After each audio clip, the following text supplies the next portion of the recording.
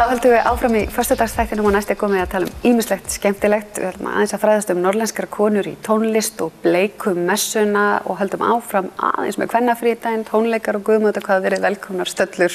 Takk fyrir. Byrjum aðeins norðlenskar konur í tónlist. Hvaða fyrirbæri þetta? Þetta eru, við erum nokk 4 konur sem erum allar meðlimir í Kítón, sem eru konur í tónlist, svona samtök á Íslandi. Og við tókum okkur saman og það hefur verið svo mikil gróska fyrir sunnan í Kítón og tónleikahaldi og það er líka bara svona að koma fram með ábendingar um stöðu kvenna í tónlistageiranum almennt sem hefur verið mjög athyglivert og okkur langaði bara að efla starfið hérna fyrir norðan, tókum okkur saman, við erum ásamt mér Helga Kvamm, Þórhildur Örvars og Kristjana Arngríms.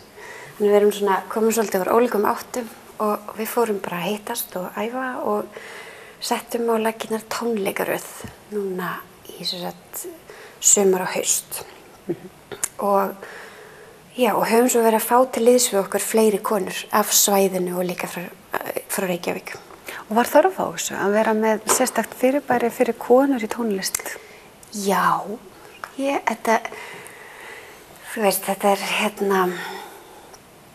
er svona svolítið kallaður heimur, en og það er eitthvað svo skemmtilegt, að þarna komum við einhvern veginn algjörlega svona á okkar forsendum, en ég held stundum allavega þannig einhvern veginn að konur, þegar þær eru svona að fara inn í karlaheim, þá reynir maður einhvern veginn að aðlagast því svolítið, en þarna getum við bara verið við sjálfar og njótum okkur vel þannig einhvern veginn. Og það er framundan? Já. Tónleikar? Já, það eru síðustu tónleikarnir í þessari tónleikaröð. Nú voru alveg komnar fullt af hugmyndum áframhaldandi starf, Fyrsta bindi. Já. Og það er tónleikar sem við ætlum að halda í Akureyrarkirkju á kvennafrídaginn. Næsta laugardag, klukkan 5. Já. Og hvernig dagskrá þá? Þá verðum við þessar 4 konur ásamt kvennakór Akureyrar, sem nú held ég 60 konur í þeim kór, Ragnheiður Gröndal og hornleikara sem býr hérna fyrir norðan sem Ella Vala og svo Grétu Rock eða Margréti Arnardóttir sem harmoníkuleikari frá Reykjavík, alveg frábær stelpa. Gréta Rock á það? Já, hún er alveg æðisleg. Og svo ætlum við að vera í bleikumessunni? Já, svo ætlum við að vera í hindi. Það verður þannig að þegar þeir eru búnar með tónleikar og laugardagskvöldi, þá ætlum við Sveitkirkju að hlaupa út og læsa þeir inn í bygginguna. Svo maður þarf bara nóttina með farðan og allt til kjólunum og öllu. Og svo verður blásið til bleikrar messu á sunnudagskvöldinu. Og hvað er bleikumessa? Hvað er bleikmessa? Það er náttúrulega bleikumánuður, bleikur október og við erum það er náttúrulega svo margt í gangi en bleikimánuðurinn er náttúrulega samt þessi mánuður þar sem við erum að velta fyrir okkur forvörnum gegn krabbameini og líka því bara að upplýsa fólk og velta fyrir okkur hvernig við getum bara unnið saman að því að vinna gegn krabbameini og finna lækningu og í bleikri messu þá ætlum við að fókusera á krabbameinið og þann sjúkdóm og hvað áhrif það hefur á líf okkar.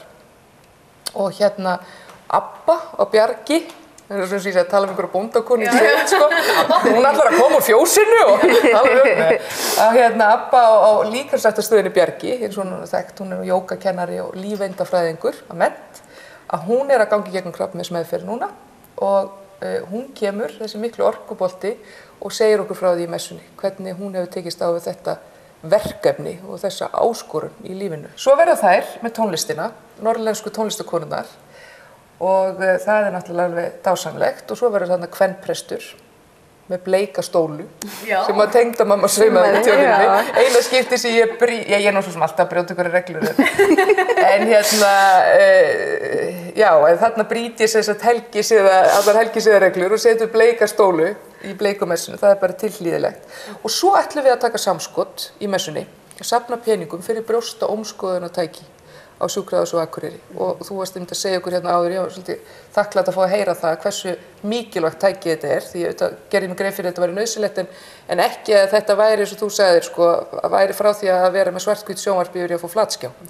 Þannig að ég eiginlega bara, núna bara, þú veist, bara ég rosa stressuð að verða að koma margir í þessa messu, verðum að safna miklu pening, en samt vil ég segja að ef sko, fólk ég meina, þú getur líka bara staðið illa á hjá fólki, skiljið, og bara stendur misjafnlega á hjá okkur, lifum því miður þjóðfélagi sem ekki alltaf sanngjarnt, þannig að fólk stendur misjafnlega fjárhagslega og það á enginn að sleppa því að mæta því að hann hefur enga fjármuni til að gefa.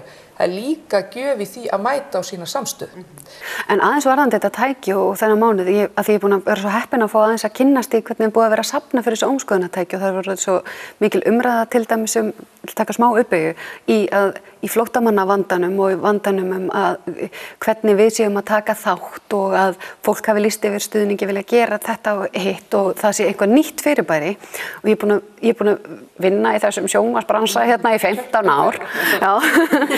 Og það er svo magnað og kannski alltaf ósýnilegt hvað eru samt alveg burtséð frá flóttamannamálum sem bara skemmtileg viðbót.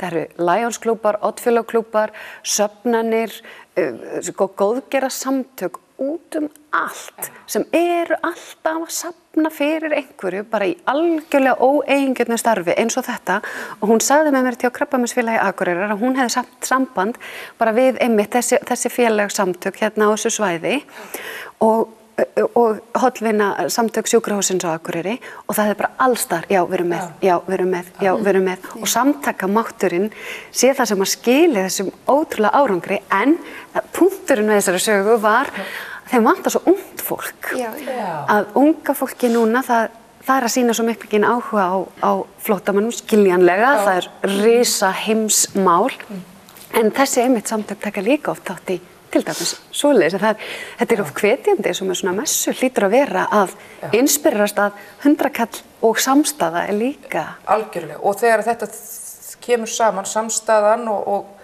fórnin eins og við getum sagt þú veist og það er hugsunin þegar að í messu er einn liður í bara í messun okkar sem við eigum öll saman sem er á hverju sunnudegi og þetta er kollekta því bara collecting, safna og kollektan og það er kollektubæn í messunni sem að er bæn þar sem þú getur þakkað fyrir það sem safnaðist í messunni, fórn safnaðarins, það sem fólk gaf af sínu.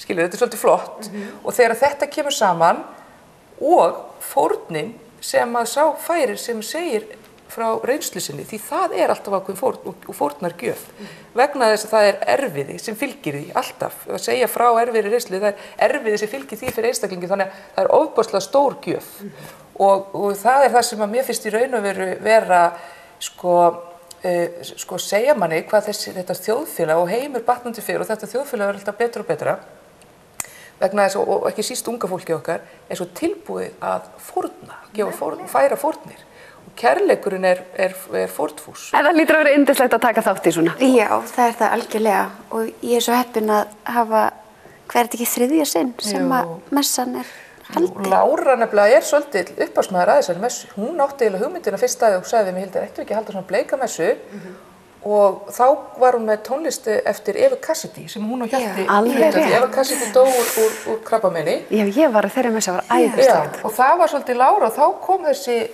hugmynd og reyndar líka Sveinn kirkjuvörður. Hann var búinn að nefna þetta við mig og sagði, Hildur, af hverju er alltaf vera eitthvað bleikt í gangi nema hjá ykkur í kirkjunni? Ég bara, þetta er rétt. Og kallinn sko, og gott að hann verður alveg brjálaður, ég sé að tala um hann hérna. Hann er á hóvari kynslóðinu, það má ekki segja neitt um þessi kynslóð. Hann keypti bleikar slaufur sem eru til sko í kirkjunni til að skreyta og allt fyrir. Það var ekki ég. Það var ekki bleikkerti og alveg. Ég eigna mér ekki heiðurinn að fara þessari messu. Það er bara að segjast. En ég veit að því að fólk er svo forvitið í lokin, þú ert síðan að fara að koma þess á skjáin til ykkar. Já, aðeins. Og bara hlakka rosalega til. Og það er allir að, ég fer ekki út úr húsar eins og fólk spyrir út í þetta. Og það vandræðilega en líka það skemmtilega að það sko, ég er auðvitað með hugmyndir það hvernig þáttur verður, en hann er ekki samt, sko, ég er ekki mjög bundin handriti. Og þetta verður sem þannig þáttur, ég mun sitja einhvers staðar í sófa og tala við fólk með ekkert fyrir frá mig. Og það á að vera þannig eins og við sem að spjalla heima í sófa og það var bara óvart kveikt á myndavélinni og við ætlum að tala um mannlega hluti, bara allt milli himins og jarðar eins og þátturinn heitir, allt sem bara varðar bara það að vera manneskja og það ábyrgð og vanda sem það er að vera til og takast á við sjálfan sig og veröldina. Og ég veit allavega í fyrsta þættinu verði með ungt fólk, mennskjælinga, sem ætla að tala það svolítið hvernig þeir sjá, hvernig svona, til að kannski tala þessum kynslóðamunin og þau ætla svolítið að tala það hvernig þau sjá okkur sem eru núna á hlaupum að böðlast við að halda þessu öllu í gangi sko og hvaða ráðleggingar það hafi til okkar því þau eru alveg að sjá alls konar sem hægt að laga. Gera betur. Og svo fæ ég þátt með 2 hjón, dásamleg hjón, Sigur Kristinsson og heimspeking og Guðfinnu Hallgrímsdóttir, það verður magna, hjúkrunarfræðingur, guðfræðingur og heimspekingur saman og við ætlum að tala ástina og hjónabandið og þau segja mér núna, ég er búin að hitta þau nokkru sinnum og förnum við þess að við tölum bara því núna þegar við förum leggjast á kottan á kvöldið, það er við allum að segja við í þessu dættum ástina og hjónabandið. Og finnst þetta æðislega gaman að fá ykkur stelpur, ég hlakka svo brjálæðislega til að sjá þessa þætti skapast hérna, ég finnst þetta frábært framtak í kirkjunni og hjá ykkur konum og fylgjumst að sjálfsögðu með. Takk fyrir að koma. Takk fyrir okkur. Og við höldum áfram í föstudagsþættinum eftir augnablik.